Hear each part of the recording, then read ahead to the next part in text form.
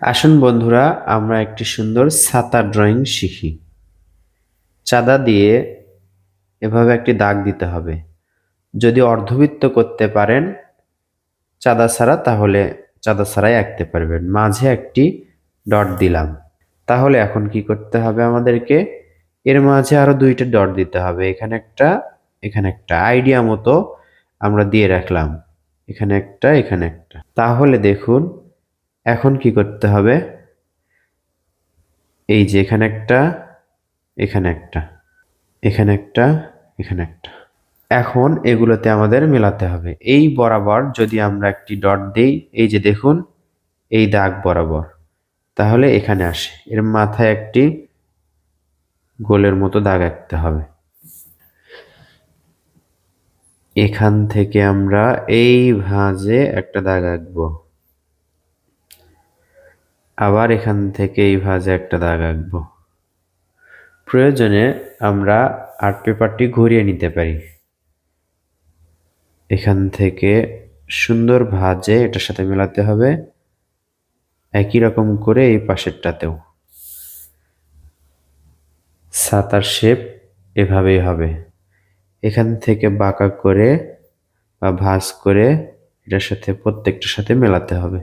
এটা একটু বড়, আমরা মেলাচ্ছি। দেখতে থাকুন, রং করার পর বেশ দারুণ লাগবে। এই বরাবর, এই সোজা ধরে স্কেল দিয়ে ধরলে ভালো হবে। আমরা এখানে একটি দাগ আঁকবো, এরপর পাশে আরেকটা।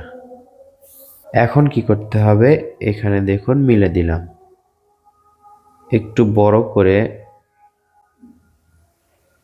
এতদূর পর্যন্ত ভাঁজ করে নিয়ে আসতে হবে। নিচের দাগটা কিন্তু উপরের দাগের থেকে মোটা। সুন্দর একটি ছাতার ডাট আঁকা হলো। প্রত্যেকটা এই ভাঁজের এখানে দেখুন আমরা গোল করে দিচ্ছি। এটা আরো সুন্দর লাগবে। আগের থেকে কিন্তু সুন্দর লাগছে। এবার রং করলেই এই ছাতাটির পরিপূর্ণতা আসবে। দেখুন প্রথমে আমরা লাল রং নিলাম। চেষ্টা করব যেন দাগের বাইরে না যায়। পুরোটাতেই লাল রং করব।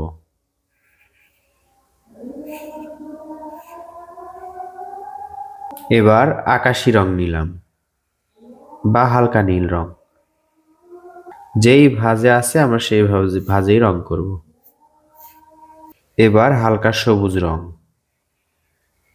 হলুদ রং, তারপর আর একটি বাকি থাকবে।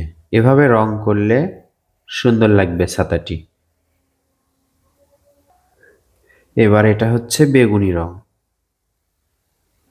এবার আমরা গোলাপি রংটি নিলাম এবং ডাটে করব, ডাটের নিচের অংশে। এটা আমরা সাদাই রাখবো। এই গোলাপিটা আবার মাথায় করব।